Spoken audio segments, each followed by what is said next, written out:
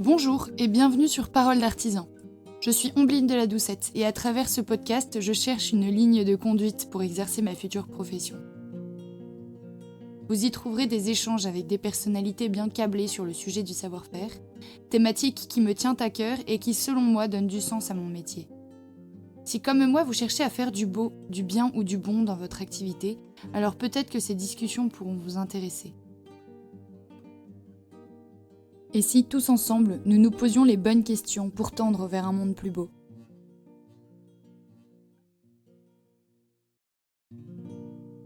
Bonjour Lucia. Bonjour. Bienvenue sur Parole d'artisan. Merci de participer à ce nouvel épisode de podcast. Je me situe actuellement dans le 11e arrondissement de Paris, l'atelier Saint-Sabin, et je suis ravie d'avoir enfin une céramiste à ce micro et de pouvoir discuter avec toi, Lucia, de ton parcours, de ta reconversion professionnelle, de tes motivations, de ton processus créatif et de tous les éléments qui t'ont poussé à te lancer dans ce savoir-faire ancestral.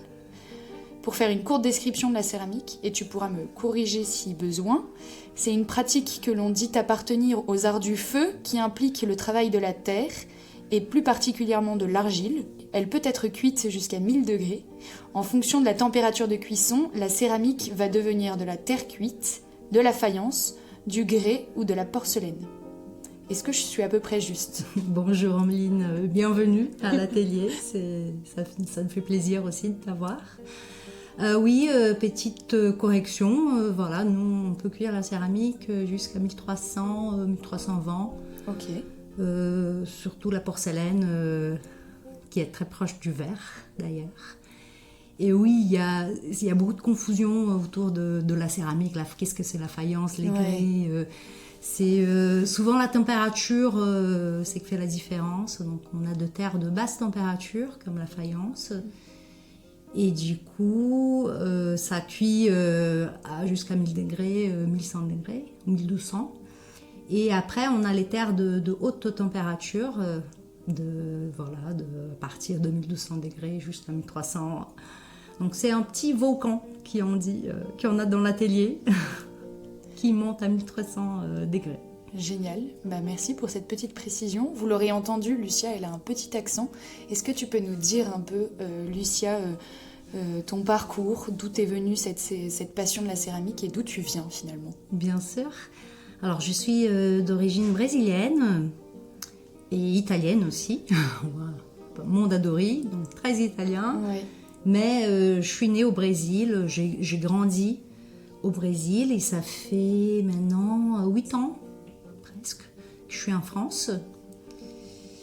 Et voilà mon parcours. Alors j'ai fait mes études en design graphique. Ah. Et voilà, école de design. Et donc à l'époque, ça c'était au début des années 2000, ça fait un petit moment, j'ai 42 ans. Pas tant. Et je pense que c'est peut-être un peu mes parents aussi qui m'ont poussée vers les designs. J'étais adolescent, je faisais un peu de arts plastiques. Et je pense que les designs, il y avait un côté plus technique. Ils avaient peur de la vie d'artiste. Ils se sont dit que le design, c'était plus sûr.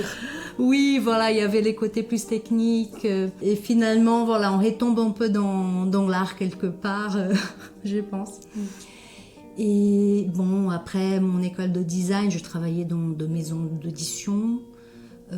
Aussi, j'ai bossé 8 ans dans une société, je faisais les visual merchandising. Ouais. Donc c'est un peu la scéno pour les boutiques, les vitrines. Donc il y avait toujours un côté créatif, mais plus pour les marchés, pour les commerces. Et j'ai eu une petite aventure d'entrepreneur après avoir quitté mon job. J'ai monté une petite boîte de jus pressés à froid. Oui, j'ai vu.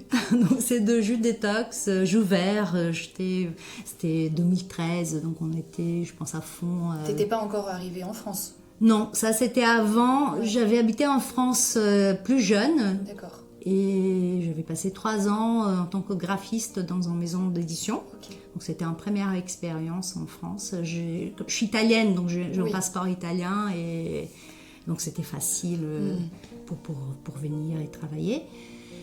Et donc voilà, je pense que cette aventure de jus pressé à froid, ça a duré 2 ans, très intense. Et j'ai vendu cette petite boîte, j'ai eu de la chance de pouvoir les faire. Et donc j'avais un peu d'argent de côté quand je suis arrivée en France je me suis dit là, qu'est-ce que je veux faire? Je voulais pas refaire ça en France et donc je suis tombée dans la céramique. Et pour la petite histoire, j'ai rencontré mon compagnon qui est français. Ouais. Et là, donc on décide de s'installer en France, fonder en famille, tout ça. Ouais. Et je trouvais qu'il n'avait pas de jolies assiettes. Tout était un peu cassé. C'était on va changer ça. Donc je suis allée à la recherche des assiettes. Pas encore. Je dis je vais acheter de la vaisselle. Et en fait je trouvais pas ce que je voulais. Donc voilà, tu vois, je suis allée. J'étais pas encore branchée céramique artisanale à l'époque. Je pense qu'il y avait déjà une nouvelle vague de céramistes. Ça c'est 2017-2018. À cette époque. Et donc je me suis dit, je vais les faire moi-même. Ouais. Bonne idée. Ça m'a pris quand même un peu de temps, mais j'avais pas peur. Je pense que l'effet d'avoir fait cette société de jus, j'avais pas peur de me lancer, ou même peut-être les mondes du design. Ouais. J'avais bossé 8 ans dans une maison d'édition d'objets. Ouais. Donc j'avais un peu l'habitude de travailler avec ça, avec les objets. Par contre, d'aller faire moi-même les objets, c'était un peu la première fois, parce que pendant mes études, c'était l'objet graphique qu'on fait dans l'ordinateur. Oui, bien sûr. Donc là, il fallait sortir un vrai objet, mais il y avait déjà, je pense, cette attirance par l'objet. Et donc j'ai fait les premiers cours de céramique en loisirs créatifs. Et donc au moment que tu touches la terre, ça arrive à beaucoup de gens. Après tu veux plus arrêter. Ouais. Et il y a un côté aussi un côté thérapeutique, de art-thérapie presque. On se reconnecte, en plus on est dans la ville, donc il y a les bétons partout, donc là on touche la terre, je pense qu'il y a quelque chose de chimique. Non, sûrement, ouais. Et donc on est aussi très centré sur les moments présents. On n'est pas dans notre tête à se poser 1000 questions. On a quelque chose à réaliser, on fait avec les mains et à la fin de la journée, on a réalisé 2 objets.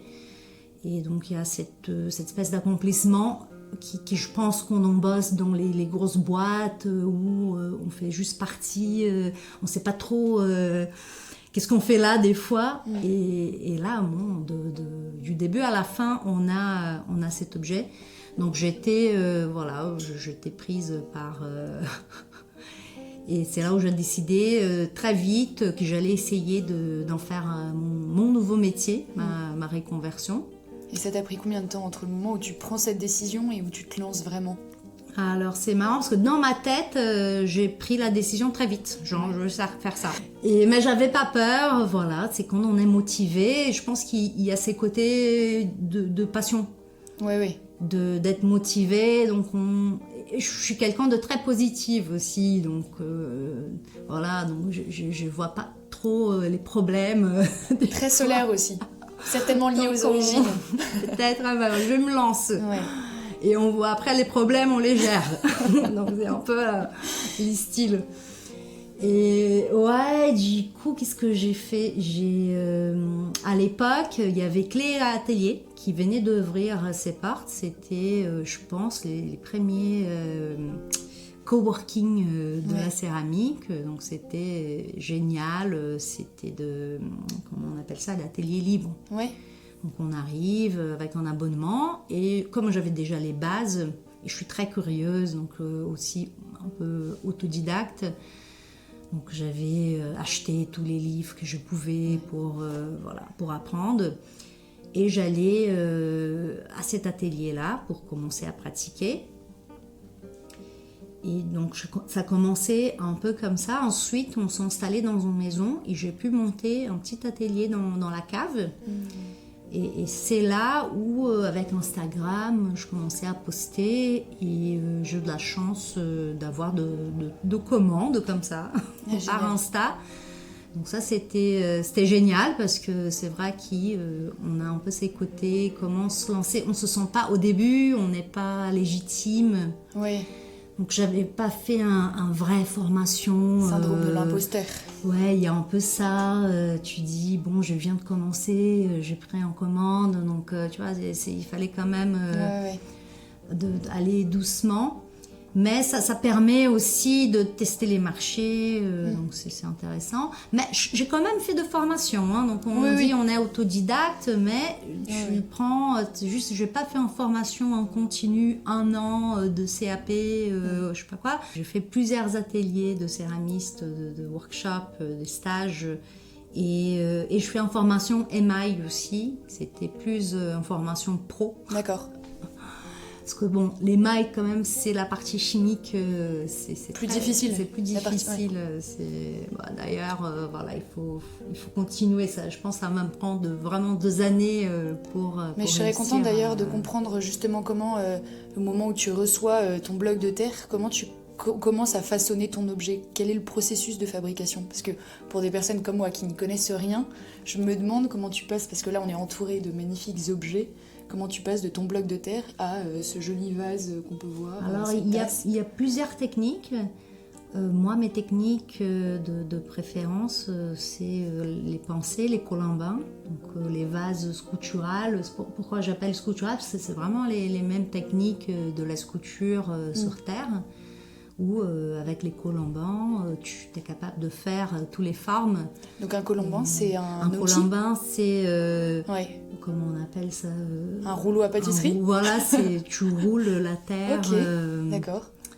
Et les rouleaux à pâtisserie, en fait, c'est pour faire les plaques. Ouais. Donc là, tu étales ta terre, tu les roules. Absolument. Comme la pâtisserie. Et après, voilà, tu peux faire plusieurs choses. Et les colombins, c'est un peu les serpents. D'accord. Et comme ça, voilà, comme dans les sculptures, tu fais parce qu'au début, j'ai commencé avec les tours. Les tours, il y a un côté magnétique, hypnotisant. Ouais, je suis d'accord, c'est très agréable à regarder. Ouais, quand on voit, voilà, ça tourne, c'est hypnotisant. Ouais.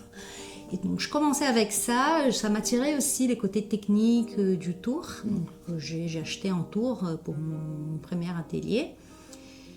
Et au bout d'un moment, je trouvais que tout était très rond et parfait. Ouais. Ah oui, d'accord. Et du coup, j'étais un peu attirée pour la chose asymétrique, justement. Moins parfaite. Ouais, après je suis très perfectionniste aussi dans mes courbes.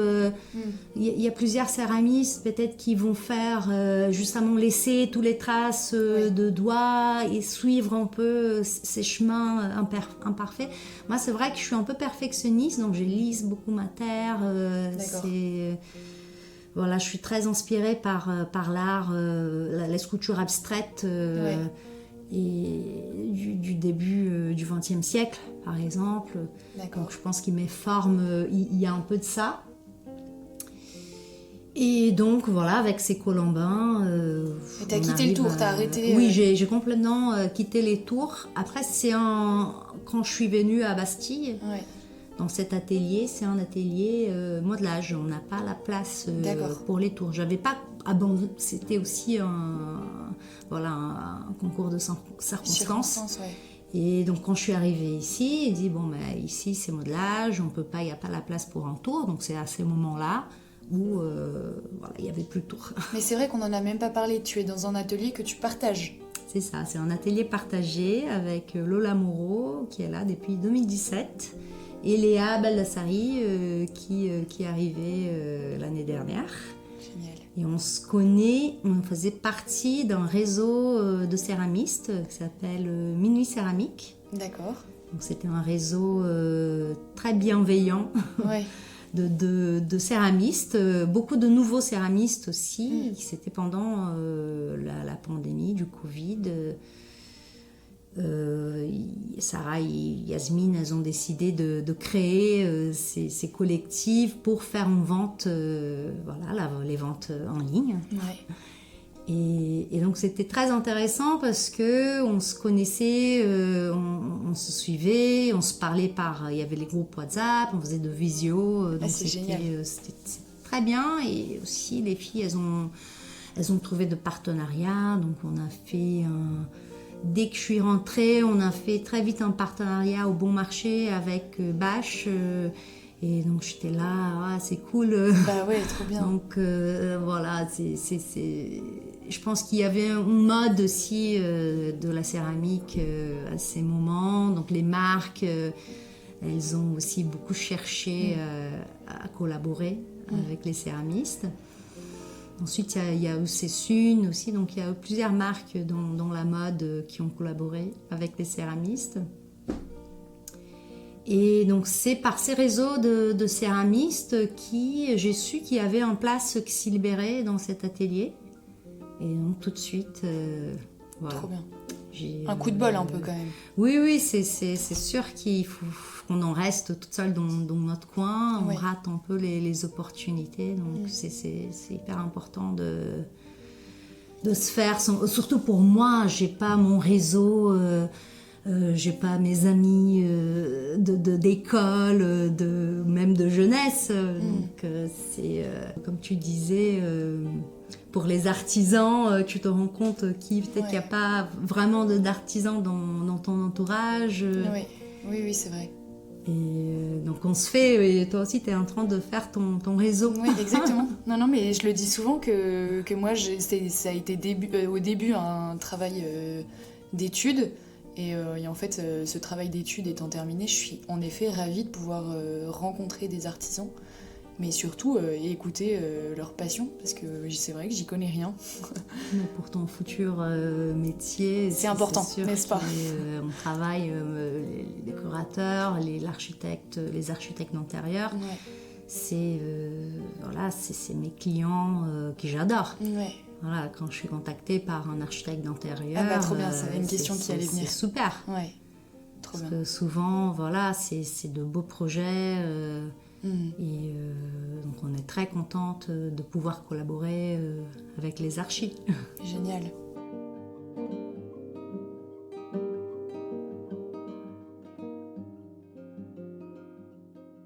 Est-ce qu'il y a une étape de fabrication que tu préfères et dans laquelle tu prends le plus de plaisir que les autres? J'ai compris que du coup, avec l'utilisation du tour, c'était moins le cas parce que le résultat final était moins à l'image de ce que tu voulais rendre. Mais maintenant que c'est du modelage, est-ce que c'est l'avant-projet où tu imagines l'objet? Est-ce que c'est quand Je pense que c'est le modelage lui-même. Ouais. En fait, c'est au moment où tu touches la terre, où tu es en train de créer tes formes. Ouais. Et c'est ces moments-là où tu es complètement connecté à ce que tu es en train de faire. Et il y a beaucoup d'intuition. Je pense que c'est le modelage. C'est pour ça qu'on est là, ouais. pour ces moments-là. Ouais. Parce que les ponçages, la poussière, beaucoup les moins maillages, tout ça, c'est moins fan. Nettoyer l'atelier, faire les colis envoyés par la poste, faire son site, je veux bien imaginer. le marketing. Donc c'est sûr que c'est les moments du modelage. Là, on est au calme et c'est pour ça, c'est au moment où on arrive à écouter les podcasts aussi. Parce que Lucia nous racontait qu'elle avait l'habitude d'écouter des podcasts quand elle travaille du coup avec... Lola et Léa. Ah, Lola et Léa. Les 3 L. Ah, génial. Ça aide. Et alors, attends, je me demandais, une fois que l'objet est modelé, tu le passes au four. Et c'est là que vient l'émaillage? Alors, on peut l'émailler cru. De façon générale, on passe par l'étape du biscuit.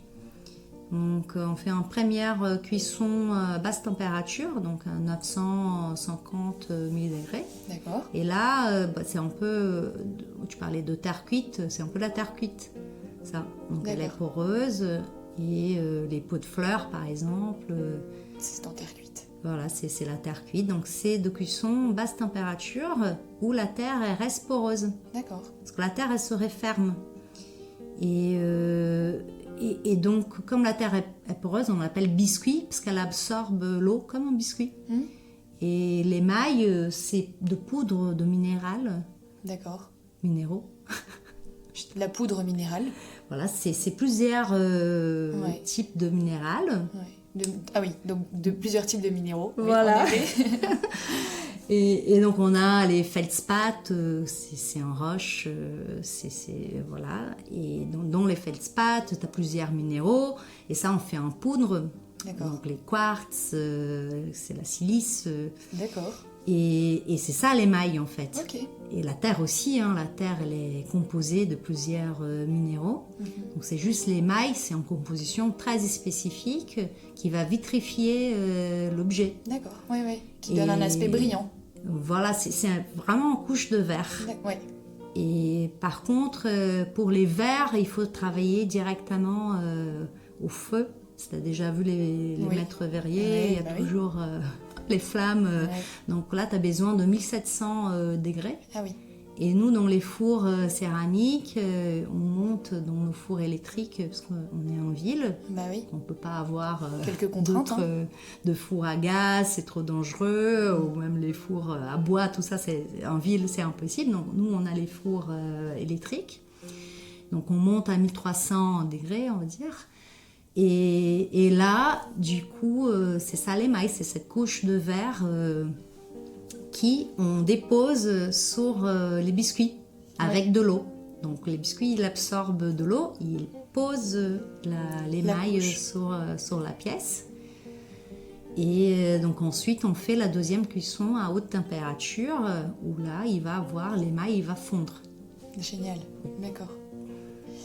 Est-ce que, je me demandais si tu arrivais et tu cherchais à te renouveler régulièrement dans tes fabrications, dans tes objets, ou au contraire tu as trouvé une technique et une forme un peu particulière et à laquelle tu es devenu attaché et que tu souhaites du coup conserver.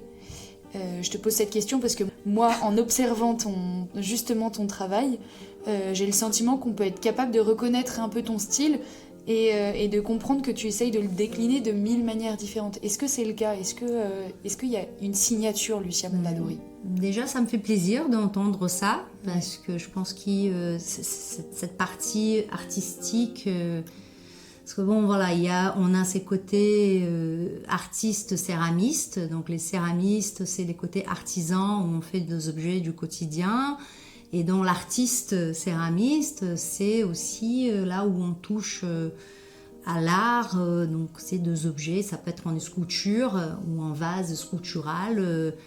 Et là, on est vraiment dans la contemplation. Ouais. Et donc on est un peu entre... C'est dur de se mettre de... Oui, des lignes de conduite. Ouais, c'est où je suis artiste, artisan, tout ça, c'est de définition. Mais on s'en fiche en fait. Oui, justement. Mais je pense même dans les côtés artisans, donc par exemple, je peux reproduire des choses avec un cahier de charge qu'on me demande. Oui.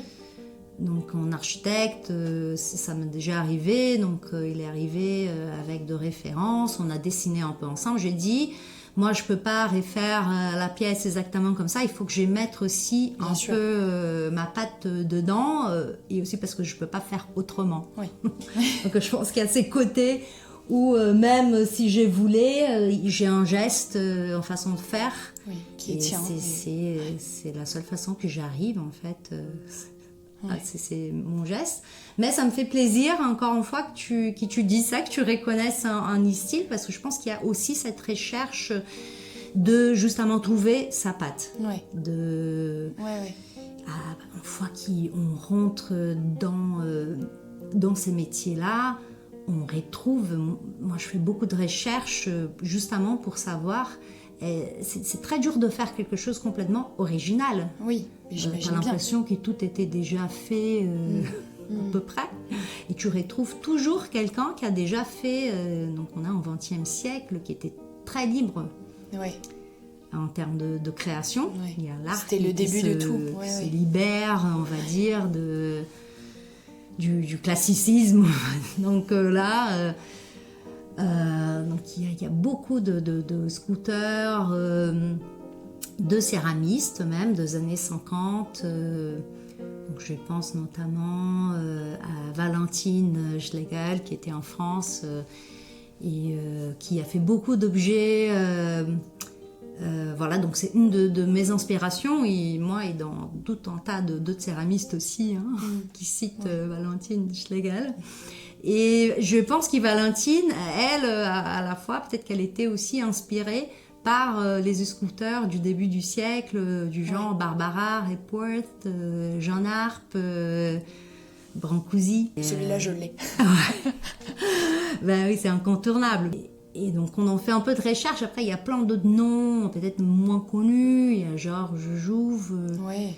Et en France, qui est un peu, voilà, aussi des années 50. Mais on va voir tout ce qu'ils ont créé et en fait c'est un peu comme dans la mode. Je pense il y a de mode, il y a de phases et les gens dans la mode aujourd'hui ils vont chercher des fois un look un peu des années 50. C'est vrai, donc oui, c'est une phase. Il y a de phases comme ça. Même si des fois tu as l'impression que tout est un peu à la mode, tout ils sont contraires aujourd'hui parce que tu as les couleurs neutres mais aussi tu as les couleurs pop. T'as l'abstrait, t'as les ronds, t'as les géométriques, tout est là.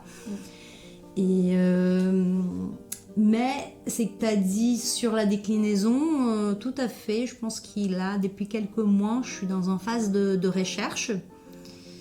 Et donc je pars à partir de mes formes, donc par exemple les formes féminines. Oui. Je suis ravie que tu parles de tes inspirations parce que tu es attirée par l'art abstrait, par la matière brute et aussi par la forme féminine. Je suis contente que tu nous décrives un peu. Oui, mais c'est sûr que les formes féminines, c'est un pièce que j'appelle la Lilith, voilà, qui est là en noir. Oui. Et que j'ai la chance de voir. Elle on va dire, ce sont deux pièces qui ont demande les plus. Et ça fait longtemps, en fait, c'est la première expo que j'ai fait au salon de design de Milan. Qui vient de se terminer d'ailleurs. Ouais, donc là c'était en 2021, donc c'est la première fois que j'ai participé au salon. C'était avec 1000 vases, donc 1000 vases, c'est une expo itinérante. Qui a commencé à Paris, donc c'est les thèmes du vase. Donc, quand tu fais de vase, c'est un peu incontournable de participer une fois à 1000 vases. Et donc je me suis inscrite. D'ailleurs, c'est un peu eux aussi qui m'ont aidé à lancer mon stage, je pense, d'une certaine façon, parce qu'ils ont posté de photos à moi. Et c'était à l'époque où il y avait de vagues d'abonnés qui venaient, dès qu'il y a un gros compte, reposter tes photos. Et donc je participais et pour cette expo, j'ai fait trois modèles de pièces. Et c'est un peu toujours les pièces que je fais encore qui sont demandées par mes clients parce que j'ai ça sur mon site, c'est ça sur Insta et souvent... Donc c'est les précommandes, c'est en anglais, ils appellent ça the commission. Donc elles sont les gens de particuliers ou même des architectes qui sont en train de meubler, de finir leur réalisation. Ils proposent ça à leurs clients ou c'est les clients même qui ont eu un coup de cœur et qui me contactent et qui me disent je veux ça.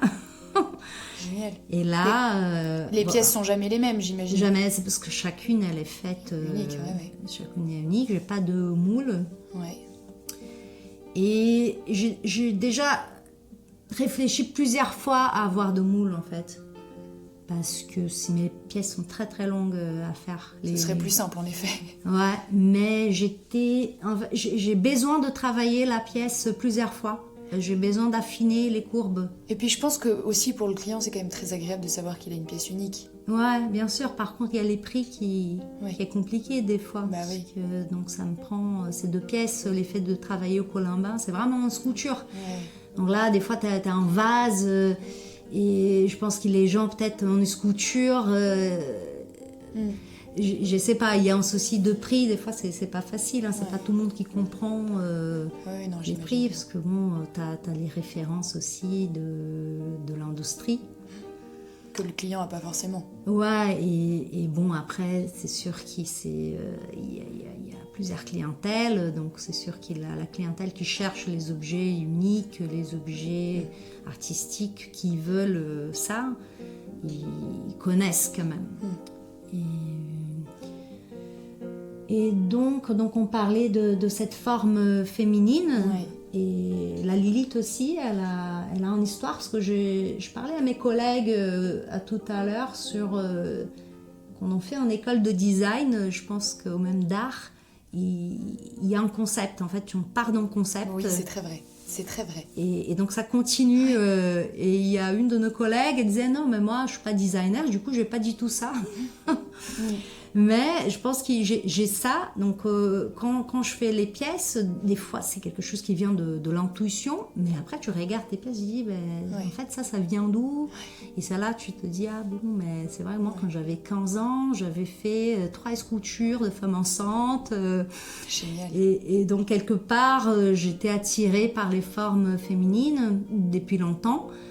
Et d'ailleurs, comme beaucoup de gens, et il y a un moment où même je me suis demandé est-ce que ça venait quelque part du patriarcat aussi. Oui. Et alors ces fameux, je vais pas donner toutes les réponses, mais il y a comme ils appellent en anglais les male gaze, donc c'est les regards masculins. Parce que l'histoire d'art, je sais pas, très tu présent. faire de l'histoire de l'art à ton école, c'est l'histoire de l'homme dans l'art. Oui, c'est très vrai.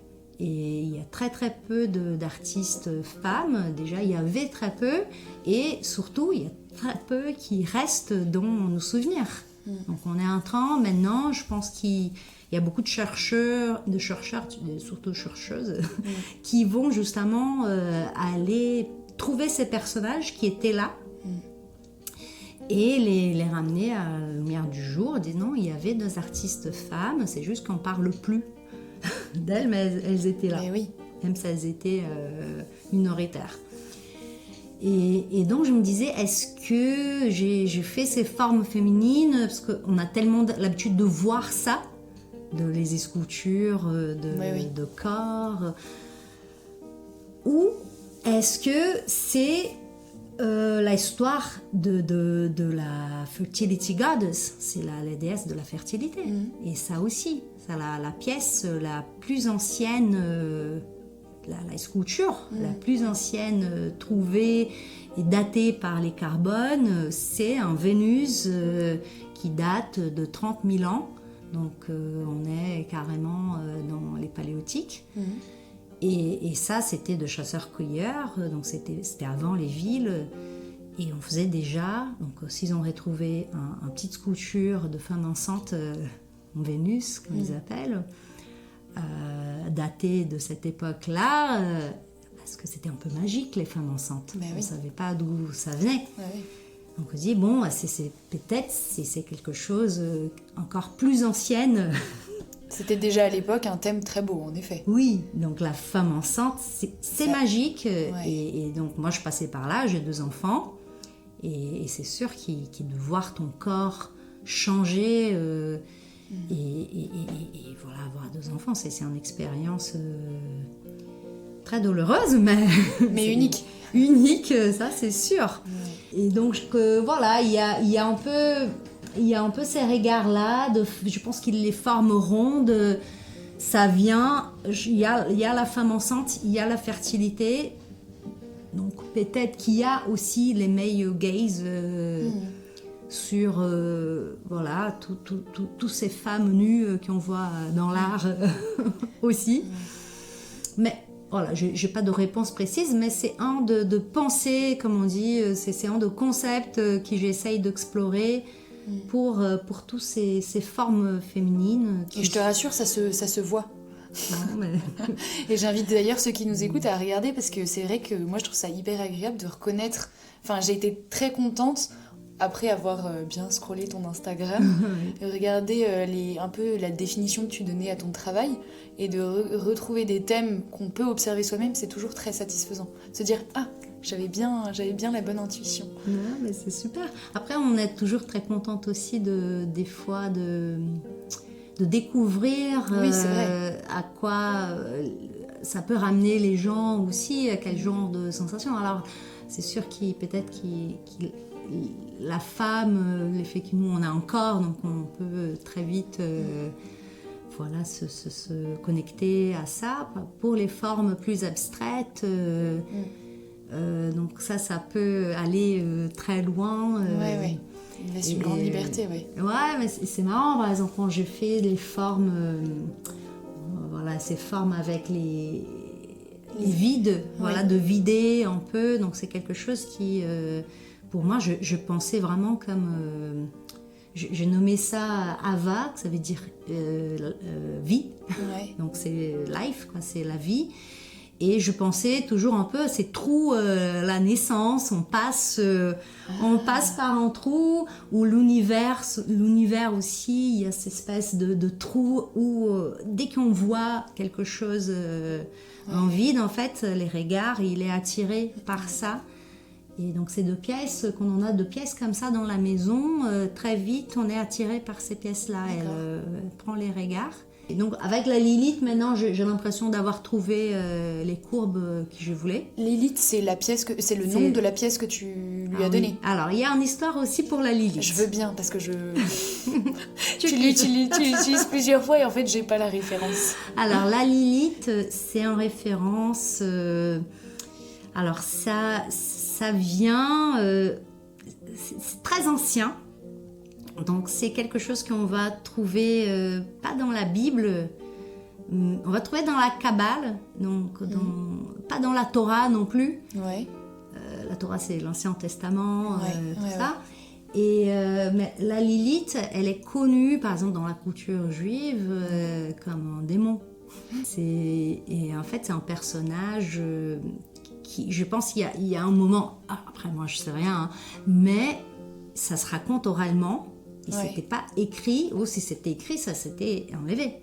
La Lilith, elle était, dans l'histoire orale, elle était créée en même temps qu'Adam. Oui. Adam. Absolument, Adam. Donc Adam et Ève. Ouais. Donc elle était créée de la terre. Donc il y a cette soir, Dieu a créé Adam et Lilith.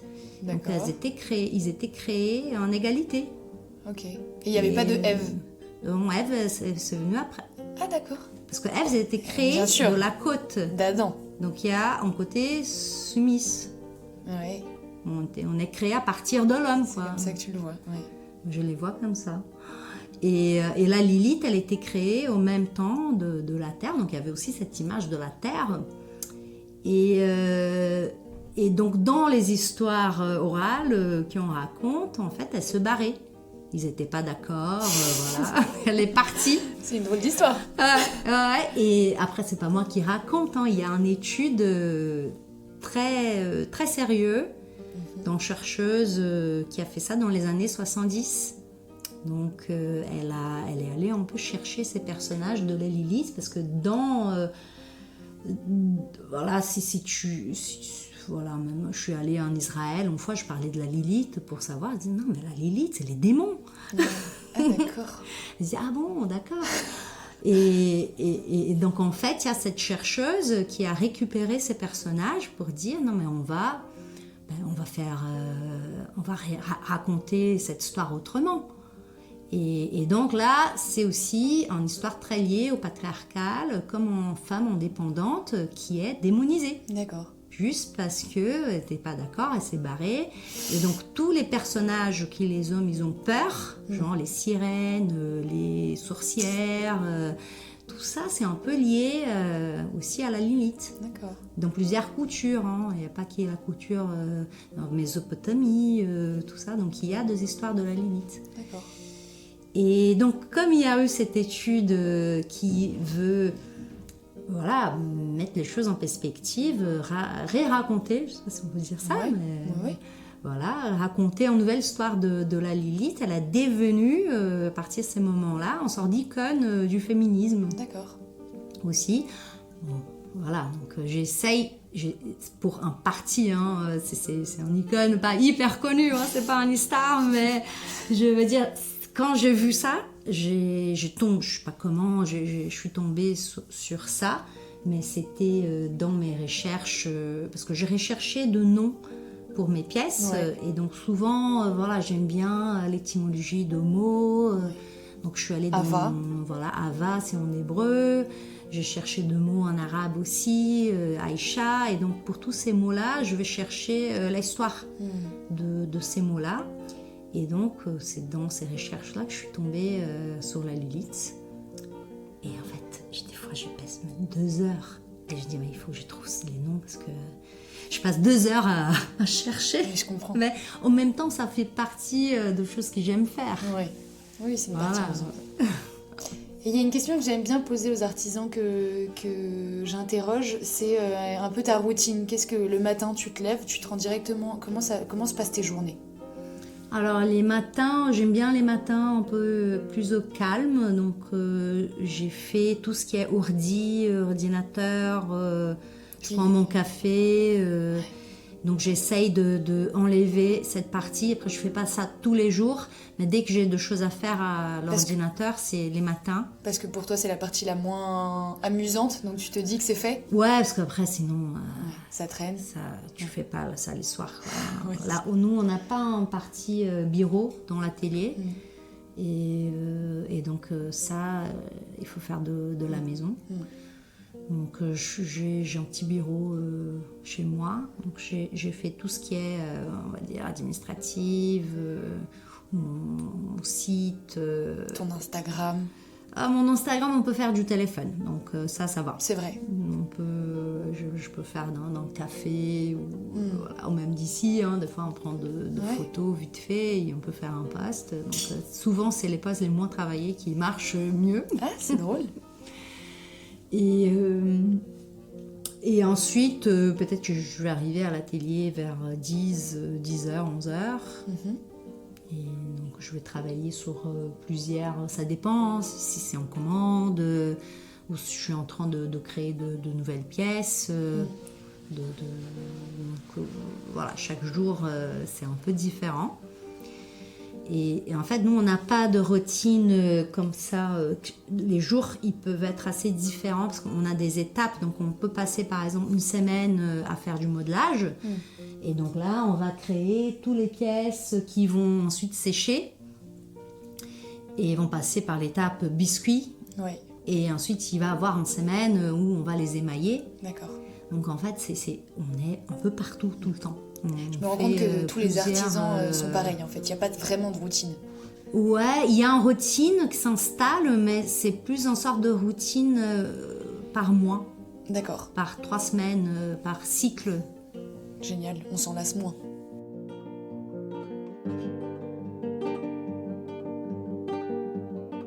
Et alors j'ai deux petites dernières questions.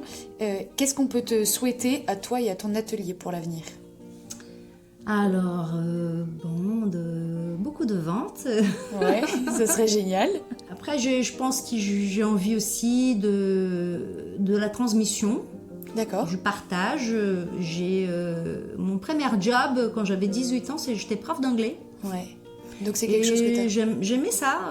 Et c'est vrai que depuis que je commençais dans la céramique, j'étais beaucoup dans la créa, dans la prod, dans les commandes. J'aime bien ça aussi. Hein. Et du coup, là, j'ai dit non, mais ça, c'est cool quand même de peut-être faire... Je reçois beaucoup de demandes de cours. Ouais, génial. T'en fais ? Non, Non, parce que ici, on n'est pas encore adapté. D'accord. Mais on est en train de se poser les questions. Est-ce qu'on n'adapterait pas notre atelier pour pouvoir peut-être faire pas de cours toutes les semaines, mais peut-être de stages plus ponctuels autour d'un vase pour que les gens puissent créer avec moi et que je puisse les guider dans ça. Donc je pense que c'est quelque chose qui va venir. Génial. Et est-ce qu'il y aurait un corps de métier dans le milieu de l'artisanat qui te fascine et que tu aimerais entendre au micro de Paroles d'Artisan? Je regarde beaucoup les gens qui travaillent les métals, les verres, les bois, c'est comme je viens de citer.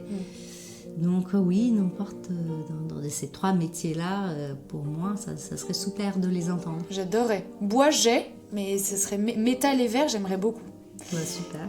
Merci infiniment, Lucia, pour cet entretien. Merci à toi. Merci d'avoir accepté de parler au micro de Paroles d'Artisan et merci pour toutes tes réponses et ces discussions tellement enrichissantes. Merci à vous tous d'avoir écouté cet épisode jusqu'au bout. N'hésitez pas à suivre les actualités de Lucia sur Instagram ou de faire un tour sur son beau site internet dont les liens sont affichés en description. N'hésitez pas non plus à partager cet épisode pour faire parler de tous ces métiers au service du beau. À très bientôt pour un prochain épisode.